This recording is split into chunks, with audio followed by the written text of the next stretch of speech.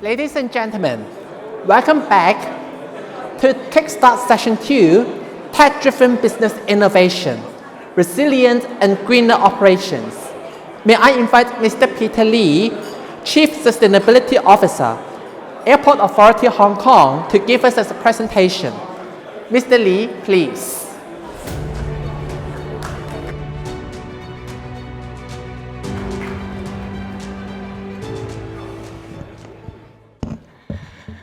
Hi, good morning, everyone. Happy to be here to share some of the green initiative in the Hong Kong International Airport. In the last section, I think we have heard so much about financing green initiative. I think in this part of sharing, I want to share what have been, how we put those into operations. So let me see. In fact, the Hong Kong International Airport have been go for the decarbonization journey for more than a decade ago. And as you can see here, basically we pledged to be the world's greenest airport in 2012. And the key is basically we are not only working on ourselves as an airport authority, we are also working with our airport business partner. As you may be aware, basically, because in terms of the ground emissions, actually the operation of the airport authority only contributes something like 1/3 to 40%. And the other actually contributed by our business partner. So in order to decarbonize our airport operation, we need to work with our business partner to join hands to go through this decarbonization journey.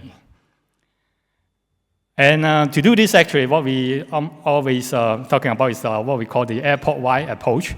So we engage all our business partners, and we take the three-pronged approach starting from control. That means controlling our own activities, to guide with those airport company with contractual agreement with us. We actually providing guidance and a requirement for them to follow. And for those others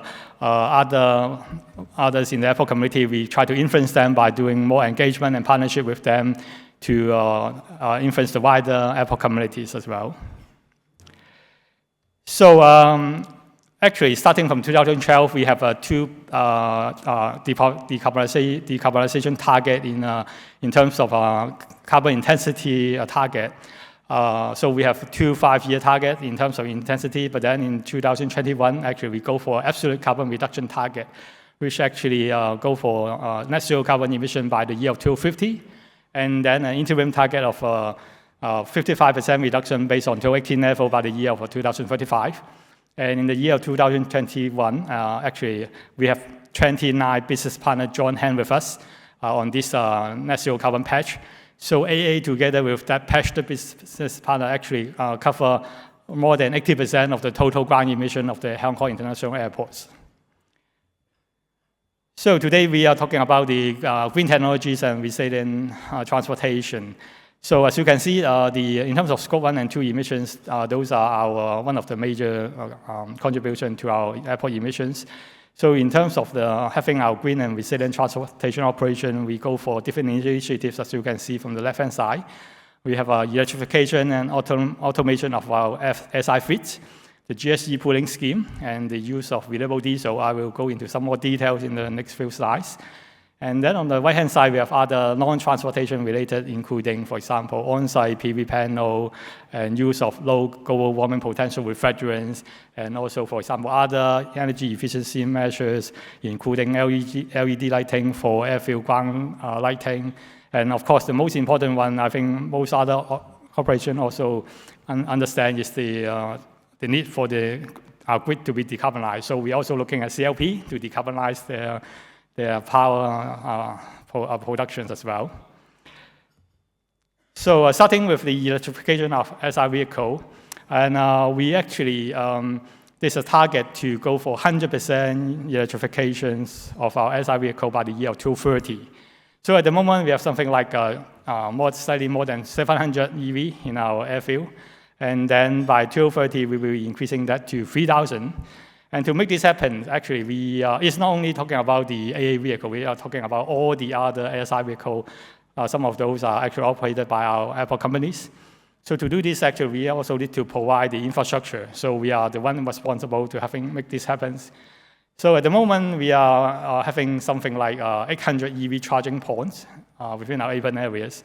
So to make the 2030 full electrification, we are going to increase those to more than 1,300.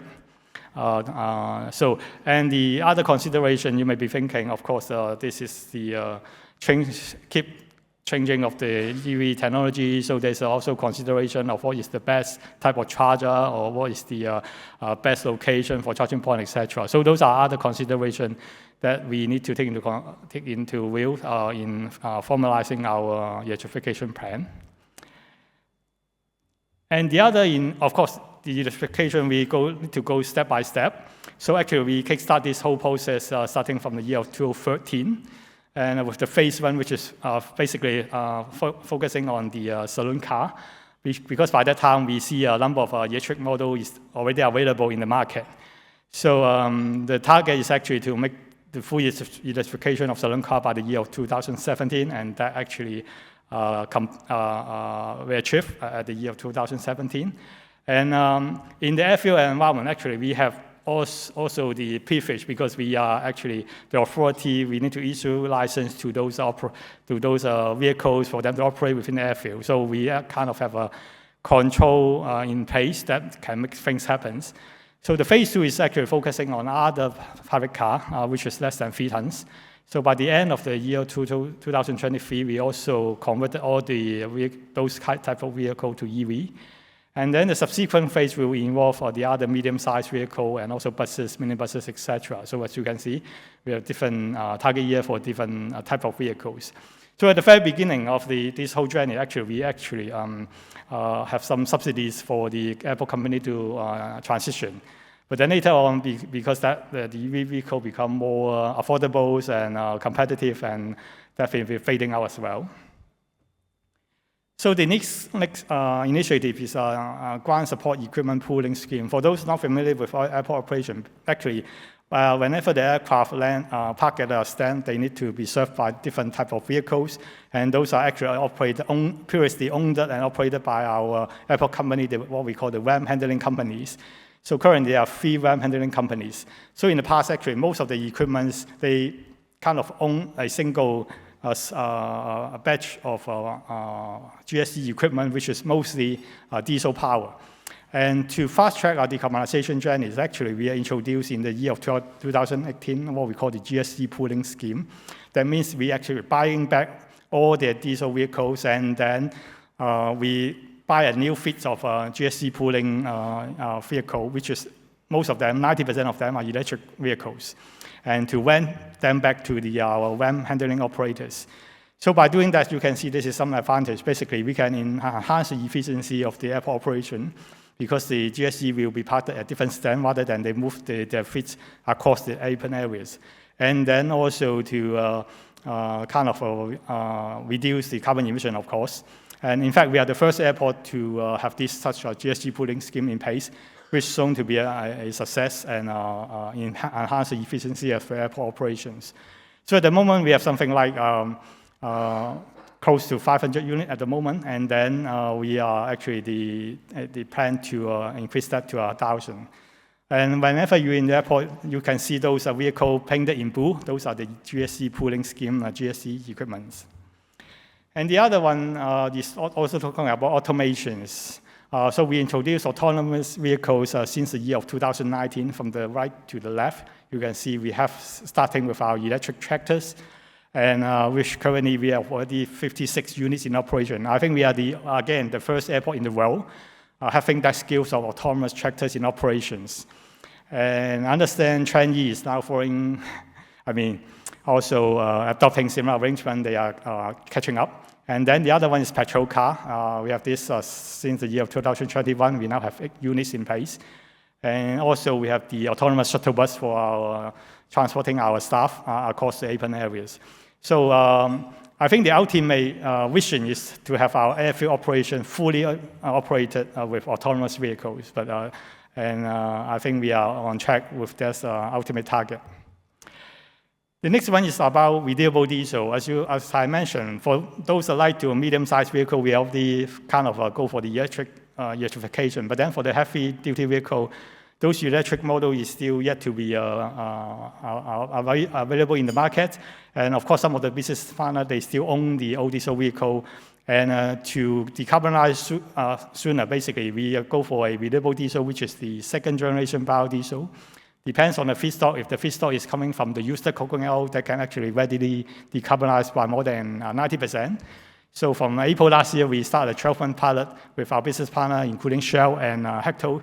And then the result is very successful, and we do share with our other business partner, and I think quite some of them are now ready to explore these further and to scale up the usage of the renewable diesel in the airport environment. So lastly, again, back to financing. I think every airport company needs some financial support to make things happen. So in 2022, Airport Authority have introduced a Green Innovation Fund. Actually, it should be $20 million, not $2 million. $20 million actually for the airport company to apply to piloting some new decarbonization technology, and as well to share those their knowledge and experience with our other business partners. So that's all I've got to share, and I can talk more about in our panel discussion section as well. Thank you. Thank you, Mr. Lee. Please be seated. Now, may I invite our next speaker, Engineer Barry Lau, Head of Building Services, Technical Services, and Sustainable Development, Swire Properties, to deliver his presentation. Engineer Lau, please.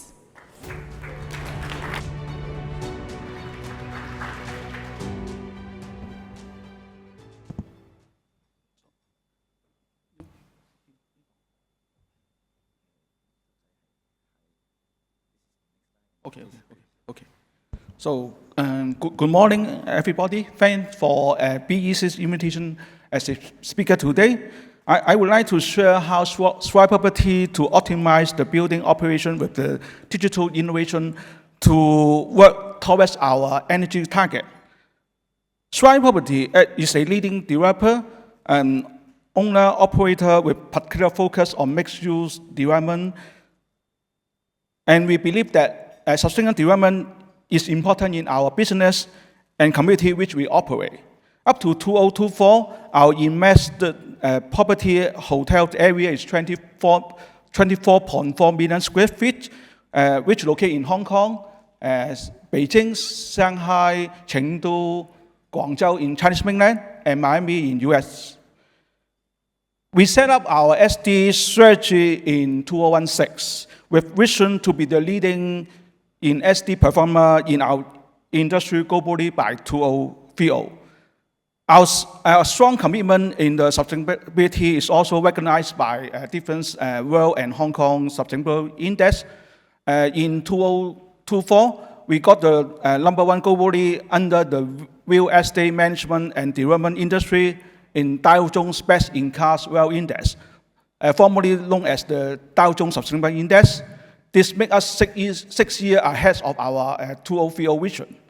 In Hong Kong, like the Hang Seng Corporate Sustainable Index, we got the highest AAA rating since 2018.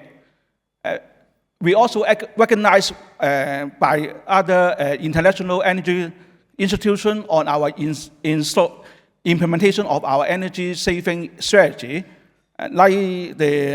We got the leadership winner in the SHIPS Building Performance Award 2025 and the SHA Technology Award, first place under the commercial building, existing building, commercial category.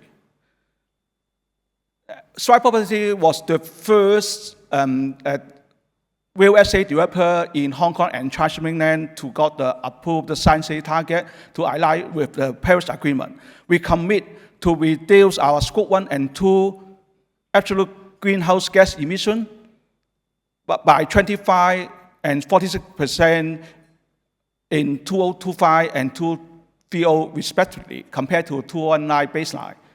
And for the Scope 3, the downstream leased assets, in our case, is our tenant electricity consumption. The reduction by 28% in 2030 compared to 2018 baseline. And for the right-hand side, the graph, you can see that actually our energy reduction. The strategy have been started from 2029, and up to 2024, we have reduced 43% of the EUI. despite our GFA has increased around 1.2 times. And this is also one of the contributions that our carbon emission can be reduced by 40% in 2024. And if that only for having this great result, we can not only rely on the replacement of the high efficient equipment, that is the low-hanging fruit. We need to establish how to use the digitization to enhance our operation. So we set up our digital structure, which make the data more structural, more real-time for our data-driven approach. Our landlord energy, our system operation is collected through our cloud-based smart energy platform, and then we interlink with our technical cloud, which will also collect other important operation data, like the IAQ, water, and waste, and for the central storage and analyze in our technical cloud platform. And the platform are also computing related tenant information, like the energy usage or water usage, and then will be transferred to our tenant portal, such that the tenant can be easy to access. One of the critical factors to have the data-driven approach, we need to have sufficient meter coverage, and also in order to record all the electricity consumption as well as the operation data.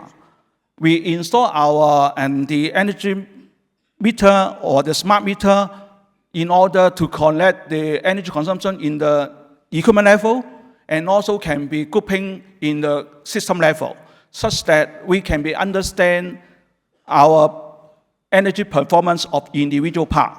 And also with some major equipment like the chiller and also H2, we also gather their operation data to understand their performance, such that it can create a good foundation for our data-driven approach. We set up the cloud-based smart energy management platform since 2019. The platform actually is gather all our existing portfolio, the energy use, in order to make us to understand our consumption, whether it's in line with the science-based target, and also whether it is in line with our decarbonization pathway. The platform can be having with a accurate data and also real-time data in order for us to further analyze, and also can be reporting most in risk online. And we can be using the data doing some kind of the smart diagnostic. For the dashboard, it is a overarching information to show the tenant landlord consumption real time, and also having the energy chain of the major system consumption. And also the major operation data can be transformed in the 3D visualization, such that it can be easily for the operator to have some of the actionable insight to save for their energy. Another main function of this the platform, we can be just using for the AI or machine learning application. We have using our historic cooling load demand data, the energy consumption, together with some of the forecast weather data. Together, we can be forecast the next 24 hours the cooling load. With this kind of the prediction cooling load, together with our operation domain knowledge, we can make that one become a much more sophisticated model for further machine learning to optimize our plant operation. We are not sit for the digitalization only for the landlord. We also extend this digitalization to our tenant. Under our green performance patch, the tenant can be having their smart device, the meter or the meter can be collect the energy data, and the water meter, as well as some of the waste data.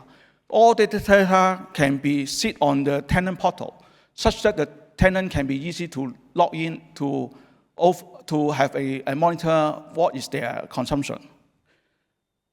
In summary, it shows we still have some room to enhance the use of digitization to drive for the decarbonization. Like how to make the data more visual and how to make it standardized to have some meaningful and actionable insight. For the digitalization, we can be how to enhance the data more accurate and easier to connecting to the existing BMS system. And also, we need to be widely used for the smart control, which come out from the suggestion from our data-driven approach. To meet the advancing net zero target is still a challenge. Hope that the stakeholder collaboration and continuous experience sharing like today to achieve this vision will not be too far away. So that's the end of my presentation. Thank you.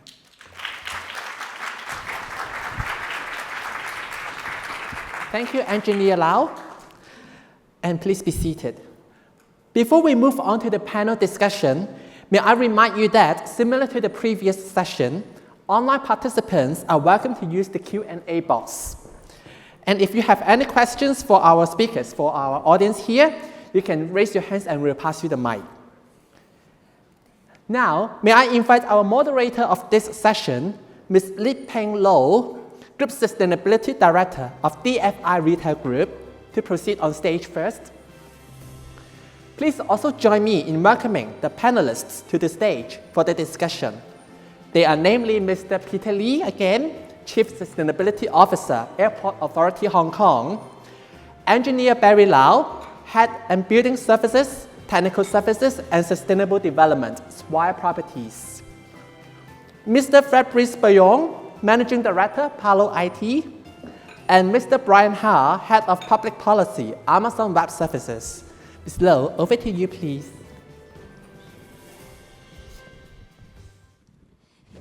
Thank you very much, BEC, for inviting me, and welcome to our distinguished panel, Brian, Fabrice, Barry, and Peter.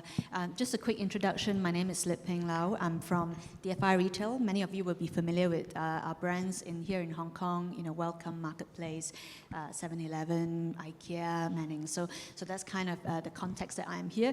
I'm really excited to be moderating this panel because what I would love to be able to learn from these distinguished speakers would be how some of what they have doing, some of their use cases can also be applicable to businesses in Hong Kong, including myself and including many of the participants here. So with that, I would love to start we'll start from that side and coming back this way.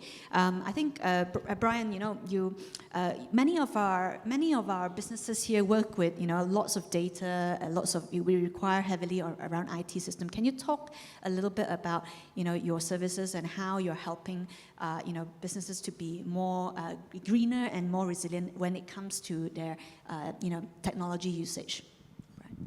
Thank you. First of all, thank you for having me, and thank you for BEC's invitation. I'm really glad here to be able to share with everyone here. And coming back to Lip Peng's questions, AWS is a technology service provider which provides cloud computing service. It is the world's most comprehensive and also widely adopted cloud platform. And on this size, AWS can for DFI retail, like a multi-format and also a multinational retail operator, we can actually provide and help manage the technology infrastructure in a elastic, in a scalable, economical way for the company. Because because we do care about sustainability, and we put a lot of focus on different areas of sustainability, like energy efficiency. Let me go over 6 of the aspects.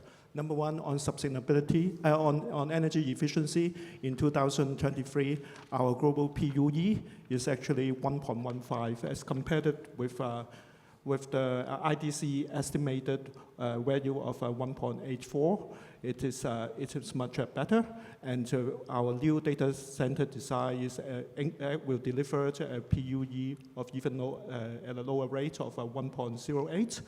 And on renewable energy, in 2024, we already achieved our goal of having all our electricity consumption matched with renewable energy.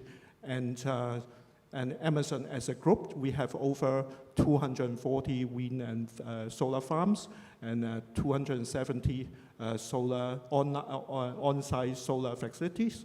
And coming to water, on water, we are also a leader, and we have committed to become water positive by 2030. And that means we return more water to the communities than we actually consumes. And we have very good performance matrix of 0.18 liters per kilowatt hour, which is leading among all the cloud service providers. And let's go to circular economy. We adhere to the principles of design. We use reusable and lower carbon materials for our server racks.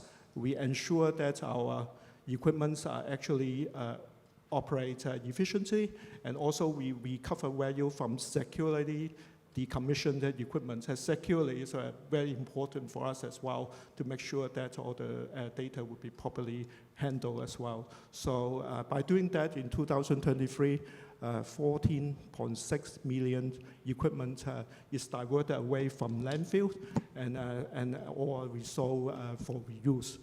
And coming to, and of course, we also really focus on working with our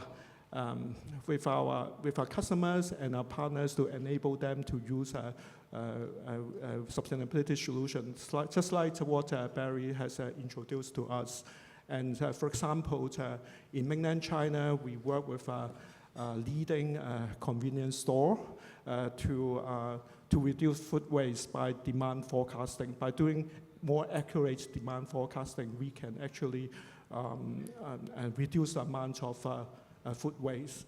And also on the data center construction side, we have a design standard that now requires 35% less embodied carbon in our steels. So by moving from oxygen furnaces, now we are looking at electric arc furnaces that can use scrap metals and also can use reusable energy. So these are the main areas that we are focusing on, and this certainly will help any company that needs an IT solution towards a more sustainability future. Thank you. Thank you, Brian. And I guess, as more and more companies rely more and more on IT solutions, then knowing that the service providers are acting in these areas is a really important part of it. I'll move on to Fabrice here. Can you tell us a bit about PALO IT? How are you helping, businesses to be, more greener or more resilient? Tell us about some of your solutions, please. Thank you. Hello, everyone. So first of all, thanks Lin Ping and Business Environmental Council for inviting me to this panel. It's a real pleasure to be here. So I'm Fabrice Bayon. I'm the Managing Director of PALO IT. So PALO IT is a global digital and technology consultancy made up of almost 600 consultants. So basically, we are IT builders. So we build softwares for our clients. But the positioning of PALO IT is a bit special because we really believe that tech should be used as a as a something for good, to make good and to improve our impact on the planet. And to do that, we help our clients' organization to transform digitally their organization using, for example, energy efficient technology, or using optimizing, I will say, system architectures, or using sustainability design like UX UI when they want to build their digital assets. When we prepared this panel, Liping, you asked me to give maybe some concrete business cases, because I don't want to be too technical, because it will be boring for you. I don't want to be too theoretical neither, so I will try to explain some of our business cases that could talk to you. The first one I want to share, and it's close to DFI. It's a project that we have been working on with Green Price.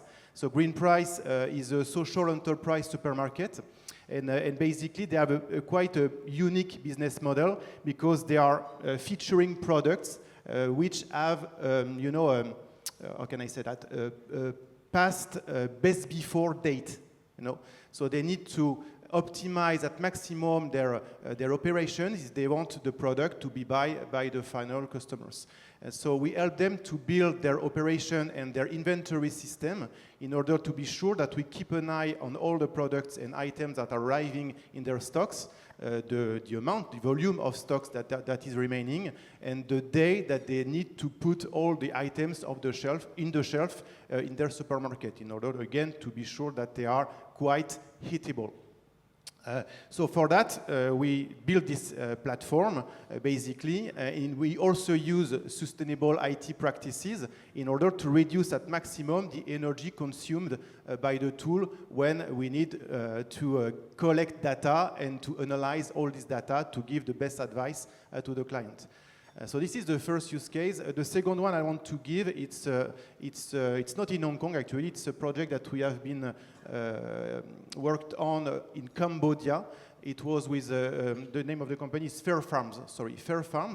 And Fair Farms is basically an organic certified company in Cambodia, and they are helping farmers in Cambodia to run their farms. And what did we do for Fair Farms and for the farmers? First, we have implemented and embedded IoT systems into their greenhouses in order to automate the fanning system, the misting, the dripping systems. And second, we collect and gather data from these systems, and with using AI and machine learning based on this historical data, we were able to optimize all the resources of these farmers. So at the end, the yield was better because the productivity was at its maximum, with the best quantity of water, the best quantity of humidity, best quantity of fanning, also of air. And second, so best yield first, and second, also reduce a lot of reduction in energy savings.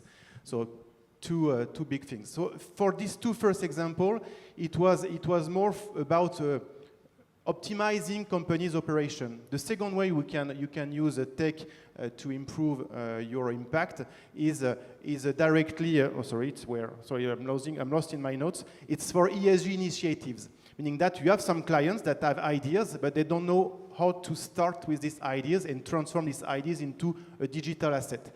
So, for example, we worked with a big bank in Thailand, which name is K-Bank. And we have implemented into their whole operation like an IT platform to collect all the CO2 data coming from all their clients and suppliers and companies that they wanted to invest on.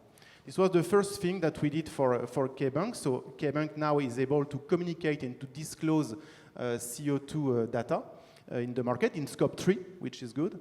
And second, it was so disruptive for K-Bank that they have decided to spread this tool freely to all their clients. So meaning that as a client, maybe as an investor, let's say, if I want to invest on a product with K-Bank, I have access to all the data coming from the product I want to invest on and choose by myself if it's the good one that I want to put my money. And last example I can give, again, related to the bank industry. It's in Singapore, this one. So, A few years ago, DBS, Singapore Exchange, Standard Chartered, and Temasek have built like a consortium, and we have helped them to build a digital platform for carbon credit. It's called CIX Exchange, and it's again, it's a platform where you can see, I think it's almost 40 different projects to buy carbon credit. So again, it's coming from the bank industry, and we know that bank industry has a lot of to do in terms of ESG initiatives. So they decided to go for this project and offer this green products to their clients. Thank you very much, Fabrice. I'll offer a couple of statistics here. You know, agriculture make up, you know, 1/4 of global emissions. So, and of all the food that's being produced, up to 1/3 is being wasted. So, what you're talking about is optimizing, you know, agriculture as well as tackling some of the food waste issues. So that's kind of quite, you know, important area to be working on. So thank you very much for sharing some of those examples, Fabrice. Barry, I'll move on to you now. I think, you know, we have our offices in your building, and we have some of our stores in Swire property. And I think what I'm really interested, you mentioned it a little bit in your presentation, but how are you working with tenants to address this, and how do we leverage the technology that you have been working on? Yeah, thank you. And actually, we have a different engagement program with the different tenants, because you know, if that their usage is different, then maybe their usage is also different. So that for the office tenant, we have, like I mentioned in our PowerPoint, is talking about for the green performance patch. We will focus on the energy use of the tenant. And if that, when the tenant maybe at F&B, because maybe one of the consumption or is in the kitchen, so that we have another program is that for the like the Green Kitchen Initiative, such that the can be advise the tenant on the energy use, water, and also the waste, and such that actually we under this program we also will be invite the tenant to join some of the workshop or forum. Actually, in that platform, we can be exchange the different practice or the or other the knowledge together, such that each other can be have the platform or the chance to exchange their list or their what is their practice to each other. And one of also, we extend our digital solution to the tenant. Actually, just so in that we got a tenant portal. The portal actually can be record the tenants, the energy, like the energy consumption, and the water, and sometimes with also the waste, such that the tenant can be having a good overview of what is the energy change, the trend of this one, and also through this one. We can see whether we have opportunity to reduce their energy. For example, an energy in order to make a win-win solution. Yeah, thank you so much, Barry. So I'll move now to Peter. I was very interested in your presentation about, you know, how you're working with the business partners to make the airport more efficient. And of course, almost everyone here, if not everyone, you know, has passed through the airport. But also all, you know, a lot of our goods also pass through the airport. A lot of things that appear in our stores also pass through the airport. So I'm really interested to, can you tell us a bit more about the benefits of your, you know, green transportation strategy? How is it benefiting, you know, the people here as well as the things that are in the stores? Yes, sure. As I mentioned, basically, we do have our HKI 2050 net zero carbon patch. And again, I mean, for the Green Transportation Initiative, they can readily cut our Scope 1 emissions, and as well maybe cutting some of other Scope 3 emission in the supply chain. And apart from that, help supporting us in achieving that ultimate target. Actually, the Green Transportation Initiative have also some immediate benefit. For example, people now know actually using EV vehicle, actually typical will have lower operating costs in terms of energy costs or maintenance costs. So if once the electric model of that particular vehicle become more affordable, basically, I think people are happy to be transition to electric model if the infrastructure is in place. Of course, the airport authority is responsible for building the infrastructure, make sure that we have sufficient charging point that can help the operations. I think in the like in the very beginning, we also when people, for example, converting diesel or petrol vehicle to electric vehicle, they need to think about the replacement ratio. For example, maybe you need to replace one diesel vehicle with 1.5 electric vehicle because of the charging time requirement. But then, as of the present moment, for light vehicle, you can easily charge a vehicle within 30 minutes. So the replacement ratio is no longer an issue. The other benefit we can see, like the what I just mentioned about the GSC pooling scheme. So in the old days, I think we have the fleet operator moving around their own fleets across the apron, which is actually causing some congestion in terms of traffic. But by adopting this pooling scheme, actually they can decarbonize sooner as well. They can actually also just use the fit that we already put in place in different stands, so they can use it rather than moving the fit across the aprons. And in fact, if you can, maybe you may recognize, basically, in the recent year, we have actually enhancing our package delivery time much better. Basically, you can get your package much sooner once you arrive at the airport. So this is actually one of the benefits that we can recognize by adopting that pooling scheme. Thank you so much. Now we've all heard really, really good stories about how this has been successful. Now I want to change it a little bit, turn it a little bit in terms of tackling some of the challenges, because all this do not happen overnight, right? There are some difficulties and challenges that I'm sure each one of our panelists have gone through in being able to achieve what they have.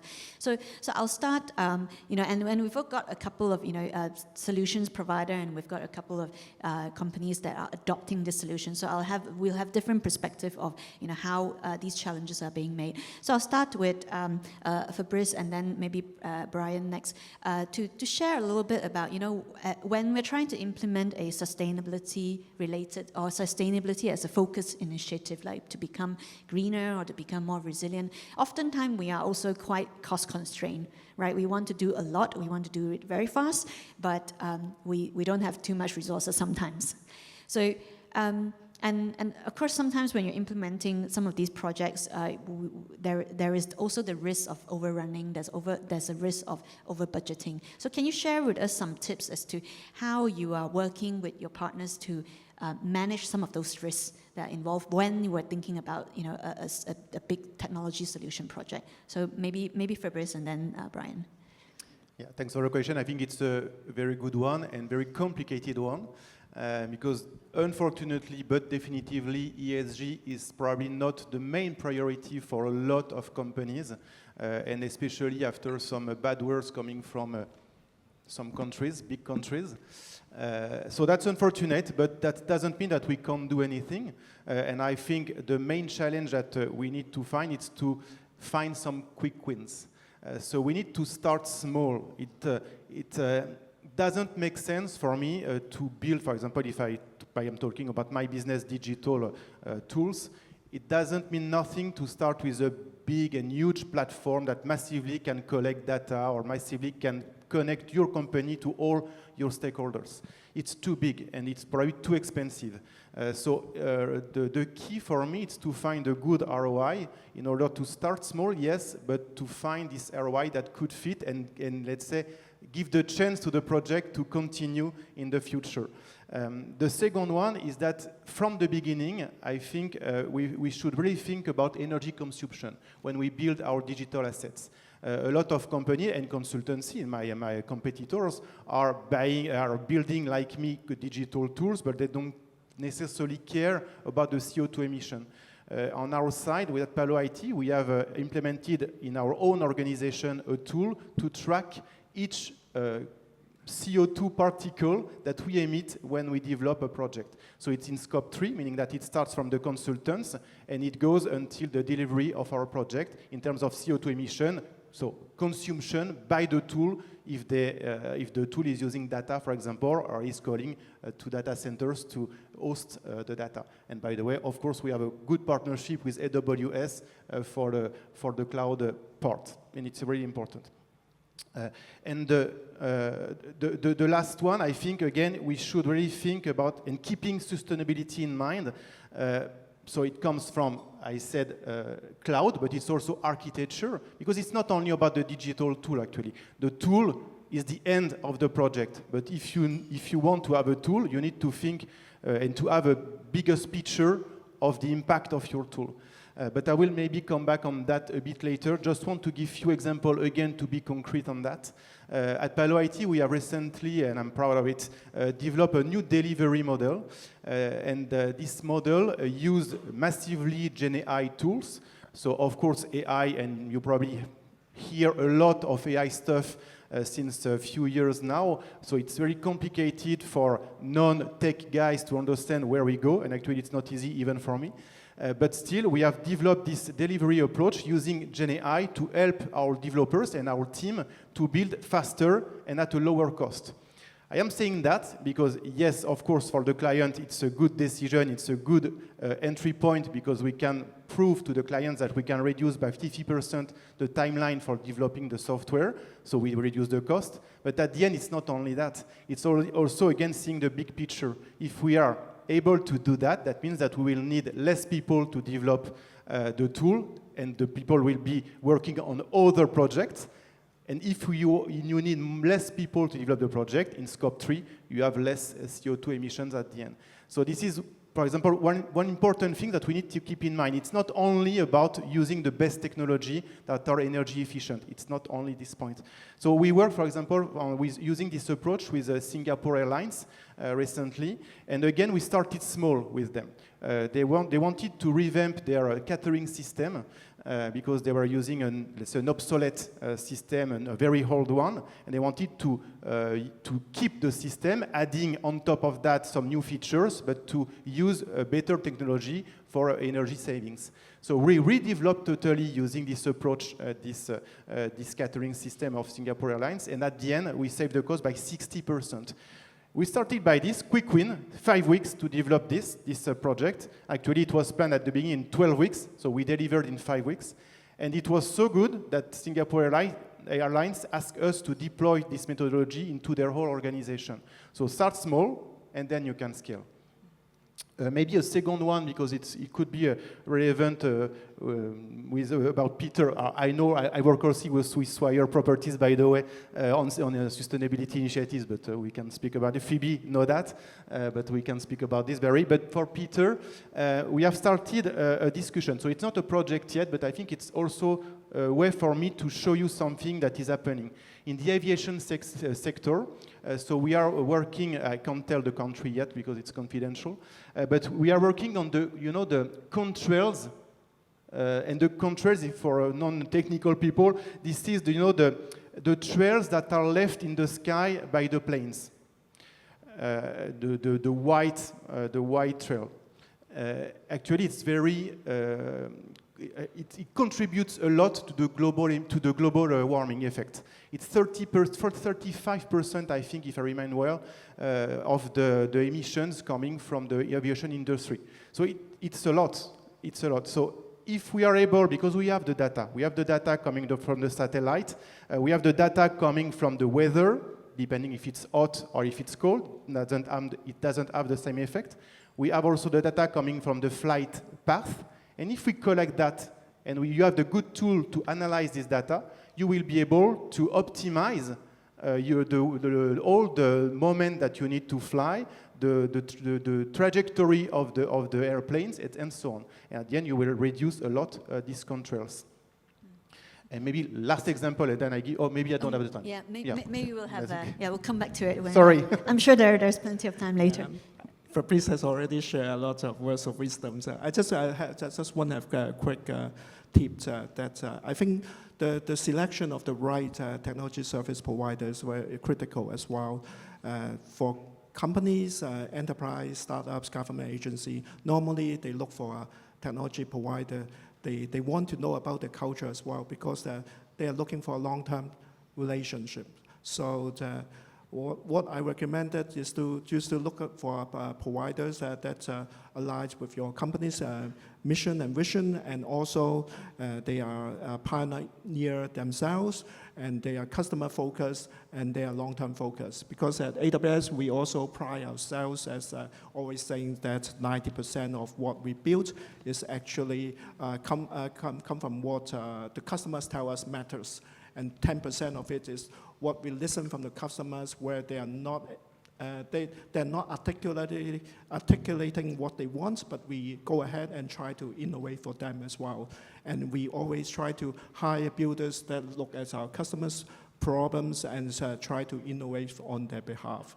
Of course, and coming just one quick point on aviation industry, we also work very closely, for example, with Qantas on a flight simulator that actually can help them identify the best flight paths so as to save a lot of carbon emissions. So I think we share a lot of customers, and we work in the same space as well to achieve this sustainability goal. Thank you. Great. Thank you very much. I'm hearing sort of it's not just the tools, it's also the people and the process, how you get there, as well as who you work with. So thank you very much for sharing that. I think come back to Barry. Maybe can you share a little bit about how the some of the challenges in particular, or what benefits do you get out of working on the projects that you have talked about earlier? What are some of the difficulties that you have to overcome? So Barry. Thank you. Actually, just share is that for the just mentioned for the cloud-based smart engine platform, actually is I think the ability can be help us to monitor our energy consumption, and also can be identify some of the efficiencies such that we can be cater this one immediately in order to not to still to waste for the energy. And we also using that, if that we have sufficient data, and using the AI approach, we can be improve our the overall efficiency maybe by 5 to 8%, and that I think that one can be is one of the important or the benefit of the using this kind of the platform. But actually, I think for the digitization, using in our building industry is still not, it's still slow compared to other automotive device, because they will be easy, because the car can be install different kind of sensor. Then we can be expected that can be auto drive. But in our building industry, we need to be consider a lot of things, like the stability of our the air conditioning, reliability, the thermal comfort of the people, such that maybe have a different kind of the constraint, such that we can't we only make the data-driven approach more efficiently. So this is maybe is one also. Most of our building maybe is already over 10 years ago. And the infrastructure, when we're using the digitalization, then maybe need to upgrade for the infrastructure. And nowadays, we need to consider of the cybersecurity.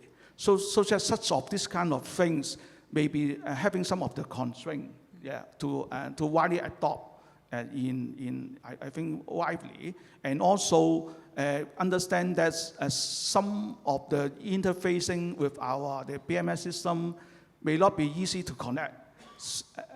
It may be better if that having some of the local and maybe local energy industrial, they can have some of, or government have some of this kind of the standard protocol, so that they may be when we adopt for this kind of the digitalization, that may be easier to connect, and also can be easier to use friendly. Yeah. Okay. I think those are really, really important points, and aging infrastructure, or the kind of replacing the for older buildings is very difficult. It's something that actually Peter, you mentioned a little bit as well in terms of the fleet side. So maybe, Peter, if I move to you, can you tell us a bit about some of the challenges that you have encountered at the airport while trying to roll out your initiatives? Yeah, sure. I talked so much about electrification, but as I also mentioned, for those heavy-duty vehicles, we do have a challenge about having those electrified or using some alternative fuel. So our interim solutions actually is to go for the renewable diesel. For some of the people, you may be confused with the conventional biodiesel B5 or B7, which actually you only have 5 or 7% of the biofuel in the actual fuel. So you're only able to decarbonize that 5 or 7%. But by renewable diesel, we refer to those HVO, hydroseeded vegetable oil, which actually you can go for 100% HVO and then a drop-in fuel, so you can decarbonize right away 90% of your total carbon life cycle value. But by using HVO is not something very new. Actually, I've been using in California for some years. But in fact, when we pursuing the option, we actually recognize we don't have the import code of HVO in Hong Kong at all. So that means that we don't have that product in Hong Kong. So what we have been doing, we have been talking to different government departments, and actually we are also getting some samples for the government lab to test. And ultimately, we confirm this is not a dutiable commodities. That means it's not kind of fossil diesel as such. So with that, actually, we kickstart our whole journey to go for the renewable diesel trial. But by doing so, of course, at the very beginning, we do have a premium to pay to introducing this renewable diesel. So we do need to, as I mentioned, we have the Innovation Fund, 20 million. Actually, have our business partner applying for the fund, so to support this pilot scheme. And at the end of 12 months, everyone is satisfied with the performance of the renewable diesel. And more business partners joining this, exploring this option. And with the higher demand, we also see the trend of reducing the cost of that renewable diesel in the last few months. So this is quite encouraging. And as well as I mentioned, this is kind of a transition field we recognize before we have other alternative options like hydrogen become available or even more powerful electric model become available to us. Yeah. I think, thank you for your persistence to help make this true, because sometimes many projects get stuck because it doesn't pass a particular, government regulation, and then it gets stuck there. But thank you so much for your persistence. Now, I'm conscious of time, so I'm going to ask each of our panelists to give a quick closing remark. I think we have heard already from all the examples that we've shared, actually what each of them have done in their respective, expertise, help other companies as well, help the ecosystem. So maybe 30 seconds each about how can we work across sectors more collaboratively, like your wish list, how can we work better together? We'll start from that side, Brian, and work backwards. Thank you, Liping. Just very quick. At Amazon, we acknowledge that we need to work together to actually get towards the sustainability goal. So in 2019, we actually has established that our climate pledge. And so far, over 560 companies in 46 countries, including China and 9 other in Asia Pacific, across 60 industries had already signed up to the pledge. And with the pledge, everyone has to regularly report the carbon emissions and have to implement the carbonization strategy, and also has to handle the remaining carbon emissions by credible offset as well. So we also provide funding. We have a climate pledge fund, so to subsidize these companies that brings products and services that are sustainable and help us with the carbon neutral future. And finally, we have a data initiative that we share research data so that researchers and innovators can use the data, which are otherwise difficult to find, important scientific data. Thank you. Thank you. Fabrice, 30 seconds. Yes, I think it's very important to break these silos, but actually it's not only about different players coming from different industries or competitors, it's also within the organization. I think the first problem with data, and a lot of you I'm sure are experimenting unstructured data, it's because actually departments are not talking to each other.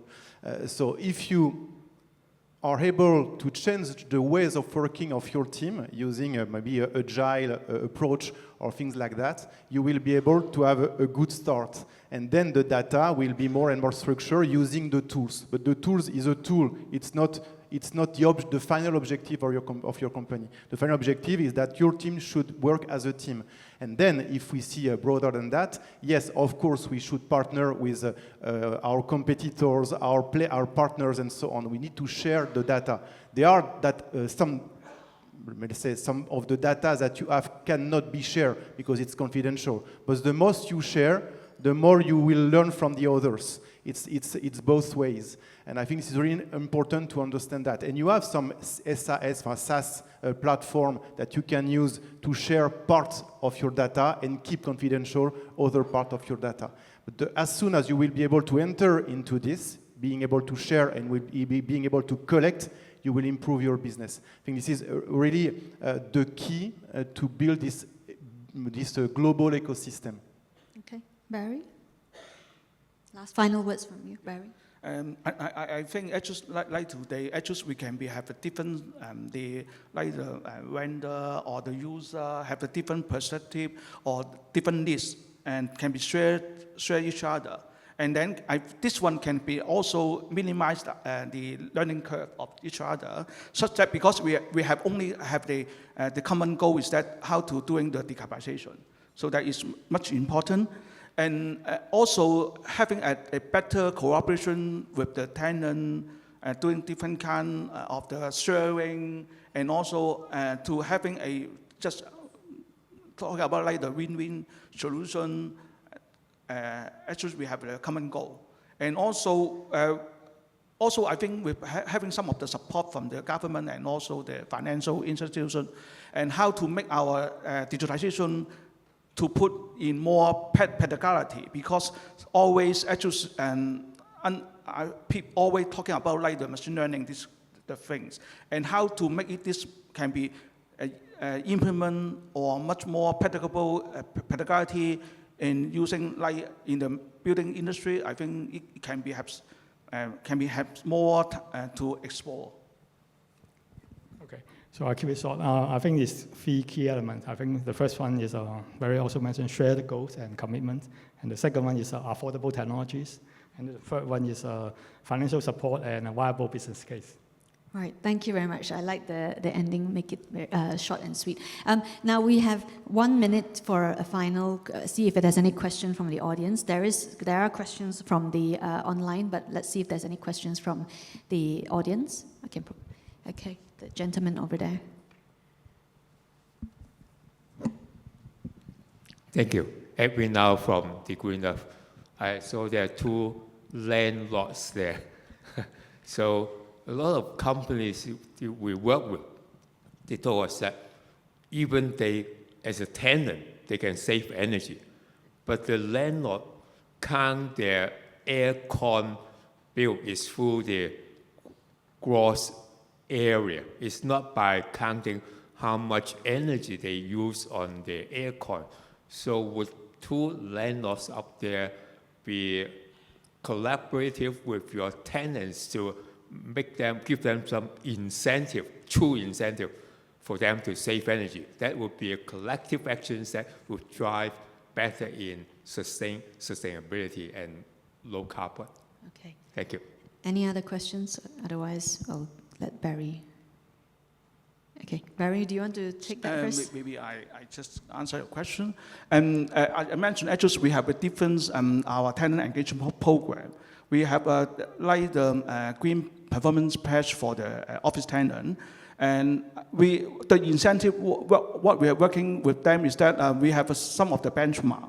The benchmark actually we have some of our grading to them, and so maybe in every year we have some of the award presentation to them to just represent that they have a much energy efficiency on their usage. And also, I think the most important thing is that, and not just talking about on the AC charging rate. The most important is that actually we have engaged with them, and then they will understand what is their energy using pattern. And that one is not only related to the AC, and also is related on what is their practice, using of their lighting or their small power. And because this one is absolute benefit by their electricity bill. So this is one of what we handle with, just we mentioned how we engage doing drive the decarbonization with the tenant. Yeah. Okay, just supplement. Basically, I think from a landlord perspective, actually, we try to make sure that our system is optimized as far as possible. In terms, I think, of course, the chiller system is one of our major energy consumption. So we have been doing quite something in the past few years to make sure that we are more efficient. So that, I mean, no matter, depends on, of course, the tenant is also incentivized to minimize their demand, but then on our side, we make sure that it's most efficient. Okay, thank you so much both for your response. So I think this concludes our panel for today. Please join me in giving our panelists a round of applause. I think it's been really enriching. Thank you. Thank you very much. Thank you, Ms. Low and the panelists for the discussion. And technology has been a very important and useful tool in combating climate change, and it is also the mega trend for the business sector to embrace technology in reaching their decarbonization goals. We are also glad to hear the experience sharing and cases from the discussion. So may I invite all of you to come forward and take a group photo together.